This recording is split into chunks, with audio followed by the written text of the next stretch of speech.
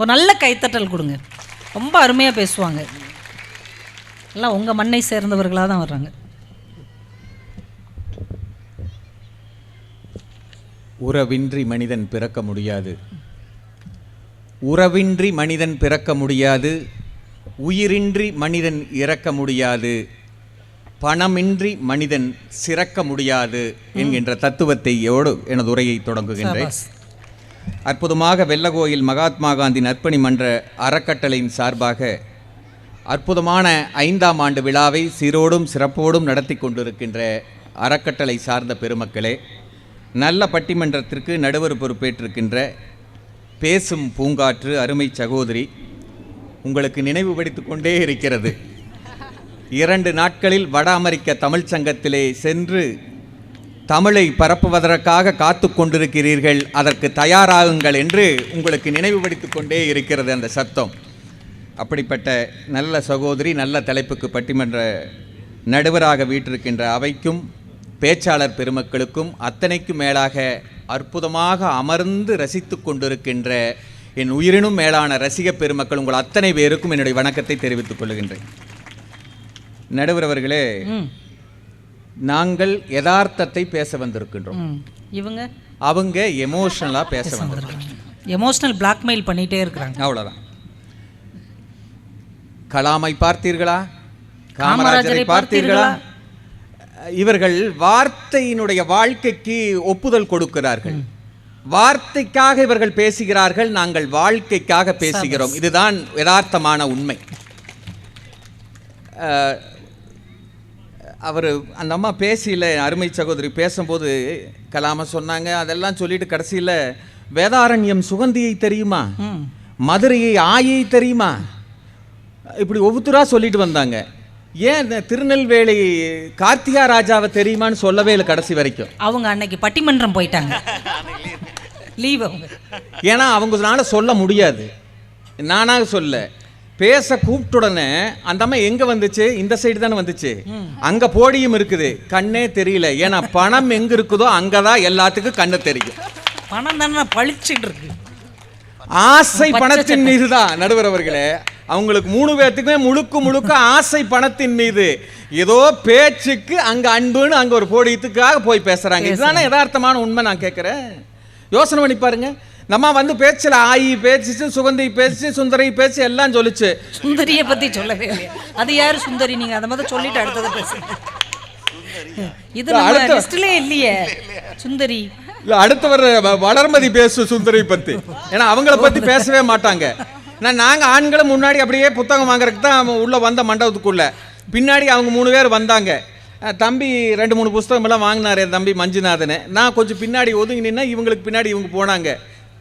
கார்த்திகா ராஜா கேட்ட வார்த்தை பாருங்க, ஏங்க ஒரு புஸ்தகம் வாங்கினா இன்னொரு புஸ்தகம் இலவசமா கிடைக்குமா?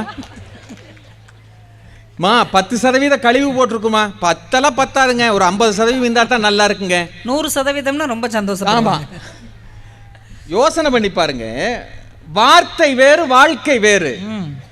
எங்கே நமக்கு பணம் சேமிக்க வேண்டும், எங்கே நமக்கு பணத்தை கூட்ட வேண்டும் என்று நினைப்பதுதான் மனிதனுடைய மனமாக இருக்கிறதோ தவிர அன்பு பெயரளவுக்குத்தான் இருக்கும். அதுதான் யதார்த்தமான உண்மை. இதில் மாற்று கருத்தே இல்லை.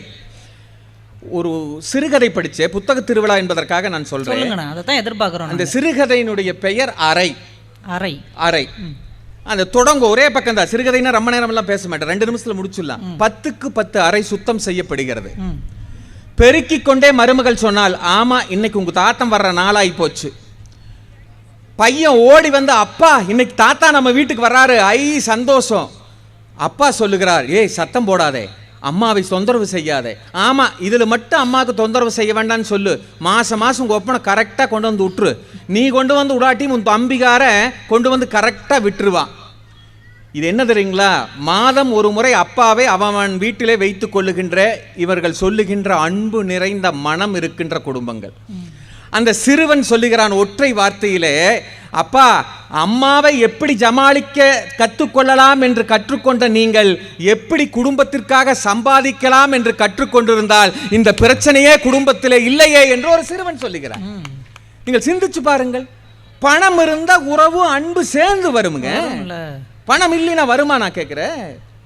பெரிய பெரிய மகான்களை எல்லாம் பத்தி பேசினாங்க. எனக்கு என்ன வருத்தம் தெரியுமா? கலாமை பத்தி பேசும்போது கலாமை குறை சொன்னால் என் நாக்கு அழுவிவிடும். ஆனால் யதார்த்தம் என்ன தெரியுமா? நான் மீண்டும் சொல்கிறேன், கலாமே பணம் இல்லாமல் நிர்கதியாக நின்ற பொழுது அவருடைய அன்பு சகோதரி தான் வளையலை கழட்டி கொடுத்து நீ போய் படி தம்பி என்று சொன்னார். என்று சொன்னால் பணம் தான் படிக்க வைத்திருக்கிறது என்பதை நீங்கள் சிந்திக்க வேண்டும். அன்பு சகோதரி தானே வளையல கொடுத்தாங்க. சகோதரி தான் பணம் கொடுத்தாங்க. சகோதரி கிட்ட பணம் இல்லைன்னா வெறும் அன்பை மட்டும் கொடுத்து நடக்க முடியுமா? ஒரு கடிதத்தை எழுதி நான் தான் சகோதரி, எனக்காக எங்க அண்ணனுக்கு ஒரு சீட் கொடுங்கள் அப்படின்னு கொடுக்க முடியுமா? யோசனை பண்ணி பாருங்க. ஒரு காமராஜரை பற்றி சொன்னார்கள். காமராஜர் என்ன சொன்னார் தெரியுமா? சொத்தை சம்பாதித்து வைத்து உன் குழந்தையை ஊனமாக்காதே, உன் குழந்தை ஊனமாக இருந்தால் மட்டும் சொத்தை சம்பாதித்து வை என்று சொன்ன காமராஜர் தான் மதிய உணவு திட்டத்துக்கு பணம் இல்லாமல் நான் கையேந்தி பிச்சை எடுக்கிறேன் என்று முதலமைச்சர் சொல்லுகிறார். என்று சொன்னால் முதலமைச்சருக்கு கூட பணம் தேவை என்பதைத்தான் நீங்கள் உணர வேண்டும். பணம் இல்லைன்னா எப்படி முடியும் நான் கேட்கிறேன். நீங்க திடீர்னு இப்போ உடம்பு சரியில்லை, எல்லாரும் இத்தனை கூட்டம் இருக்குது, இவ்வளவு கைதட்டுகள் கிடைக்குது, எங்க நல்லா தானங்க இருக்கும். திடீர்னு எங்களுக்கு உடம்பு சரியில்லை, உங்களுக்கு இல்ல, எனக்கே வச்சுக்குவோம், உங்களுக்கே வச்சுக்குவோம், எனக்கே வச்சுக்குவோம். சத்தம் இல்லாம உடம்பு சரியில்லை திடீர்னு, ஆமா, சத்தம் இல்லாம இறங்கி போய் கால் டாக்ஸி புக் பண்ணிட்டு வெள்ள கோயிலே எது பெரிய ஸ்பெஷாலிட்டி ஹாஸ்பிட்டல் இருக்குதோ அங்க போய் பணத்தை கட்டிட்டு அட்மிட் பண்ணாதான் எனக்கு உடம்பு குணமாகும், நான் மகிழ்ச்சியா இருப்பேன். அப்படி இல்லைன்னா ஒன்றும் பண்ண முடியாது. உங்களுக்கு நம்பிக்கை இல்லைன்னா நாளைக்கு ஈரோடு பெரியாஸ்பத்திரிக்கு காலையில் வந்து பாருங்க. பெரியாஸ்பத்திரி சபா அறைக்கு முன்னால எத்தனை பிணங்கள் இருக்குது தெரியுமா? அந்த பிணங்கள் எல்லாம் சிகிச்சை பலனின்றி இறந்தவர்கள் அல்ல, சிகிச்சை பலனின்றி இறந்தவர்கள் அல்ல பெரியோர்களே, சிகிச்சைக்கு பணமின்றி இறந்தவர்கள் தான் அத்தனை பேரும் என்பதை இந்த மன்றத்தில் பதிவு செய்ய ஆசைப்படுகிறேன். தெரிஞ்சுக்கோங்க, காசு உள்ளவங்க பெரிய ஆஸ்பத்திரிக்கு போவாங்க, காசே இல்லாதவங்க தான் பெரிய ஆஸ்பத்திரிக்கு போவாங்க. சார், பெரியவங்கெல்லாம் வாழ்த்து சொல்றாங்க, அறிவுரை சொல்லியிருக்காங்க, நான் மறுக்கவில்லை. சுவாமி விவேகானந்தர் சொல்லாத அறிவுரையா உபதேசங்களா? ஆனால் ஒன்றை சொல்லுகிறேன், அதில் இருக்கின்ற சூட்சமத்தை. சுவாமி விவேகானந்தருடைய உபதேசங்களை குறை சொல்வதல்ல, அன்பை குறைப்பதற்காக நாங்கள் 3 பேரும் பேசவில்லை. அன்பு இல்லை என்று சொன்னால் இந்த உலகம் இயங்காது, உண்மைதான். ஆனால் அன்போடு மட்டும் இருந்தால் ஒரு அடி கூட எட்டு வைக்க முடியாது. பணம் நிறைய இருந்தால் தான் நீங்கள் கொடுத்திருக்கிறீர்கள், மதிப்பு மிக்க பணம் என்று சொல்லி இருக்கிறீர்கள். பணத்துக்குத்தான் மதிப்பு இருக்கிறது என்று உங்களுடைய தலைப்பே சொல்லுகிறது என்று சொன்னால் அதுதான் நிதர்சனம் பெரியோர்களே. நீங்கள் யோசனை பண்ணி பாருங்க. சுவாமி விவேகானந்தருக்கு பாஸ்கர சேதுபதி இல்லை என்று சொன்னால் அடையாளமே தெரிந்திருக்காது நமக்கு. நீங்கள் சடையப்ப வள்ளல் இல்லை என்று சொன்னால் கம்பரே நமக்கு தெரிந்திருக்காது. அருட்செல்வர் மகாலிங்கம் இல்லை என்று சொன்னால் வேதாத்ரி மகரிஷியே தெரிந்திருக்காது. உண்மையை சொல்லுகின்றேன், இந்த அனுசரையாளர்கள் இல்லை என்று சொன்னால் இந்த புத்தக திருவிழாவே நடந்திருக்கிறாது என்கின்ற யதார்த்தத்தை எல்லோரும் உணர வேண்டும். யோசனை பண்ணி பாருங்க சார். எதையும் தாங்கும் இதய வேண்டும் என்று அண்ணா பேசினார். கடமை கண்ணியம் கட்டுப்பாடு வேண்டும் என்று அவர்தான் கொக்கரித்தார். ஆனால் கட்சியை நடத்துவதற்காக மாநாடுகளை திரட்டி நிதி வசூல் செய்திருக்கிறார் என்று சொன்னால் எல்லாமே நீங்க சொன்ன மாதிரி துட்டு லேதுன்னா உலகத்துல ஒகிட்டி லேது. இதை புரிஞ்சுக்கணும். யோசனை பண்ணி பாருங்க. இன்னைக்கு எலெக்ஷன் நிக்க முடியுமா? முடியுமா? நல்லவன் நிக்க முடியுமா? அன்பு நிறைஞ்சவன் நிக்க முடியுமா? குறைஞ்சது 5 கோடி இருந்தா தான் அப்ளிகேஷனே போட முடியும். ஓட்டுக்கு 2000 தருவீங்களா, 3000 தருவீங்களா? இனியெல்லாம் அதெல்லாம் பழசு. உங்க மதுரை ஃபார்முலா ஓட முடிஞ்சு போச்சு. அங்க ஒருத்தர் சொல்றாரு 5000 இருந்தா தான் ஓட்டு போடுவோம். இன்னைக்கெல்லாம் 5000 10,000க்கு வந்து நிக்குது நடுவர் அவர்களே. யோசனை பண்ணி பாருங்க. அன்பிற்கினிய பெரியோர்களே, நீங்கள் யோசனை பண்ணி பாருங்கள். யாரோ வேணும்னே இதை அனுப்பிட்டே இருக்காங்கப்பா. இல்ல, அது உங்களுக்கு நினைவு யூட்டன் போட்டு போட்டு இங்கேயே சுத்திக்கிட்டே இருக்குது. அவங்க மட்டும் கொண்டு வந்து இறக்கிறாங்க. நடுவர்களே, நிம்மதியே நீங்கள் அந்த எழுத்தை பாருங்கள். நிதிக்குள்ளதான் நிம்மதியே இருக்குதுங்க. நீங்க நிதி இல்லைன்னா நிம்மதி வருமா நான் கேட்கிறேன். தம்பி அழகா சொன்னார், நிதி இல்லைன்னா மிதி தான் வரும். கல்யாணம் முடிக்கணும், குழந்தைகளுக்கு பாடம் எடுக்கணும், எல்லாத்தையும் சொல்லிட்டாப்பல. நீங்க யோசனை பண்ணி பாருங்க சார். குழந்தைய படிக்க வைக்கிறது நீங்க ஒரு காலத்துல நடுவர் அவர்களே நல்லா படிச்சா நிறைய சம்பாதிக்கலாம்னு சொன்னாங்க. இன்னைக்கு நிறைய சம்பாதிச்சாதான் நல்லாவே படிக்க முடியும். இன்னைக்கெல்லாம் பிள்ளைகளை படிக்க வைக்கணும்னா புத்தக நோட்டுகளை விட ரூபாய் நோட்டுகள் தான் தேவைப்படுகிறது.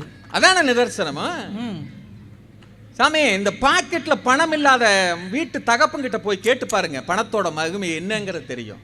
வீட்டில் உழ வைக்க முடியாமல் தவிச்சிட்டு இருக்கிறா பாரு ஒரு தாய் கிட்ட, அங்கே போய் கேட்டு பாருங்க உறவு எத்தனை பெருசு, அன்பு எத்தனை பெருசுன்னு. முந்தா நாள் நான் ஒரு வாட்ஸ்அப் செய்தி படித்தேன். அந்த திரைப்பட நடிகர் சென்றாய் அப்படின்னு பற்றின ஒரு குறுந்தொகை வந்துச்சு. சென்றாயன் ஒரு நல்ல நகைச்சுவை நடிகரும் கூட. பொல்லாதவன் படத்தில் நடிச்சாராம். அவருக்கு பெரிய பணம் கொடுக்கலையா, உண்மை சொல்ற சார், அவர் போட்டிருந்தது 20 டிக்கெட் கொடுத்தாங்களாம். சிந்தித்து பாருங்கள், அன்பு நிறைந்த மனம் அவருக்கு இல்லாமலா இருக்கிறது. ஆனால் 20 டிக்கெட்டை அவரே தியேட்டர் வாசலில் நின்று பிளாக்ல வித்து அந்த பணத்தை கொண்டு போய் வீட்டுக்கு கொடுத்திருக்கிறாருன்னு சொன்னா சிந்தித்து பாருங்கள். ஒரு நகைச்சுவை நடிகருக்கே அன்பு இருந்தும் கூட பணம் எவ்வளவு தேவைப்படுகிறது என்பதை உணர்த்தி இருக்கிறார் என்று சொன்னால் நான் இப்படி சொல்லி நிறைவு செய்கிறேன். நீங்கள் மேடைக்கு அழகாக இருக்கும் அன்பு பெரிது, பாசம் பெரிது, உறவு பெரிது என்று பேசுவதற்கு, வாழ்க்கையை நடத்துவதற்கு பணம் எவ்வளவு பெரிது என்பதை ஒரு தனிமையிலே உட்கார்ந்து சிந்தித்தால் தான் அதை பற்றி உணர முடியும். புலமைப்பித்தனுடைய ஒரு சிறுகதை, அந்த சிறுகதையினுடைய பெயர் பசி. அந்த கதைக்கு பெயரே பசி. புதிதாக திருமணமான ஜோடிகள், வசதி இல்லை, 2 பேரும் கல்யாணம் ஆயிருச்சு. நம்ம கொங்கு பகுதியில் உங்களுக்கு தெரியும், மாமியாவோட மறுவாள் தான் மாப்பிள்ளையை உருவாக்குன்னு சொல்லுவாங்க. அதுதான் அந்த உணவனுடைய ஸ்பெஷாலிட்டி. ஆனால் வசதி இல்லை, இருவரும் புதிய தம்பதிகள், பசி வேற இருக்குது, சாப்பாட்டுக்கு வழி இல்லை, என்ன பண்றதுன்னு தெரியல. ஒரே ஒரு கொழு வைப்பதற்காக ஒரு அழைப்பு வந்திருக்குது. பசிக்குது, என்ன பண்றதுங்கும் போது அந்த கணவன் சொல்றாப்புல, என் நண்பன் கொழுவுக்கு கூப்பிட்டுருக்கிறா, நம்ம 2 பேரும் அந்த கொழு வீட்டுக்கு போனோம்னா ஒரு நேரம் சாப்பிட்டுக்கலாங்கிறாங்க. அந்த புதிதாக கல்யாணமான அந்த பொண்ணு சொல்லுது, ஏங்க கொழுவுக்கு போனால் ஏதாவது பரிசு கொடுக்கணும் இல்லை, நம்மளுக்கு சாப்பாட்டுக்கே பணம் இல்லை, வசதி இல்லை, பரிசு பொருள் எப்படிங்க வாங்குறது? சேச்சா, அவன் பரிசெல்லாம் எதிர்பார்க்க மாட்டான், நம்ம வந்தாலே போது, கொழு வைக்கிறாங்க, வா போலான்னு கூப்பிட்டு போகிறாங்க. கூப்பிட்டு போய் உட்கார வச்சோன்னா இவங்க புது தம்பதி இல்லை, புது அறிமுகம் இல்லை. அந்த வீட்டம்மா சொல்கிறாங்க, நீ புதுசாக வந்திருக்கிற, நீ கொழு பாடுங்கிறாங்க. சார், பட்டிமன்ற மேடைக்கு அப்பாற்பட்டு உணர்ந்து சிந்திச்சு பாருங்க. பசியோடு இருக்கிற பொம்பளைய பாட சொன்னா எவ்வளவு கோபம் வருங்கிறத யோசனை பண்ணி பாருங்க. பசியோடு இருந்தால் பேச்சு கூட வராது, நான் தழுதலுக்கும். ஆனா பாட சொல்றாங்களேன்னு அந்த பசியோடு அந்த அம்மா பாடுது. அந்த வீட்டம்மா உணர்ந்துட்டு போதும், இதோட முடிச்சுக்கலாம், கொழுவை நிறைவு செஞ்சுக்கலாம், சாப்பாடு சாப்பிடலான்னு சொல்லும் போது ஆசையா, ஐயோ பசி தீரப்போகுதுன்னு சாப்பிடும் போது அந்த அம்மா சொல்லுது, ஆண்களுக்கெல்லாம் முதல்ல பரிமாறிட்டு பெண்கள் அப்புறமா உட்காந்துக்கலான்னு சொல்றாங்க. சரி பரவாயில்லன்ட்டு ஒவ்வொருத்தருக்கோ ஒன்று கொடுக்குற, ஒருத்தருக்கு சாதம், ஒருத்தருக்கு பொரியல், ஒருத்தருக்கு பருப்பு, ஒருத்தருக்கு நெய்யின்னு ஒவ்வொரு பெண்கள்கிட்ட கொடுக்குறாங்க. எல்லாரும் பரிமாறிட்டு இருக்கிறாங்க. இந்த பசியோடு இருக்கிற பெண்மணிக்கு வந்தது என்னன்னா நெய். ஆண்களெல்லாம் சாப்பிட்டு இருக்கிறாங்க.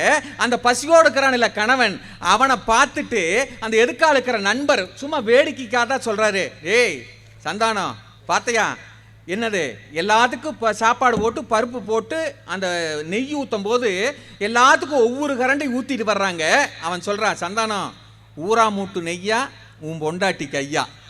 அவன் சொல்லுவது 2 கரண்டை நெய் கிடைக்கும் உனக்கு, உன் பொண்டாட்டி கிட்ட இருக்குது நெய்ங்கிற மாதிரி சொல்கிறாப்புல. இதை கேட்ட அந்த பசியோடு இருந்த பெண் எல்லோருக்கும் 1 கரண்டை நெய் ஊற்றினாள். ஆனால் அவன் சாப்பாட்டிலே 1 சொட்டு மட்டும் நெய் விழுந்தது, இன்னொரு சொட்டு அவளின் கண்ணீர் விழுந்தது என்று கதை முடிகிறது. அதுதான் அந்த வறுமை, பணம் இல்லாத நிலை. அன்பிற்கினிய பெரியோர்களே, பணத்திற்காக பேசுவது, பணத்திற்காக பாடுவது, பணத்திற்காக உழைப்பது என்பதுதான் நிதர்சனம். அது வேண்டாம் என்பது வேண்டாம் என்று சொல்லுவது மேடை அலங்காரம். நிஜத்தில் பணம் அத்தனை பேருக்கும் கருவறையிலே தொடங்கி கல்லறை வரைக்கும் நிச்சயம் பணம் தேவை. நன்றி, வணக்கம்.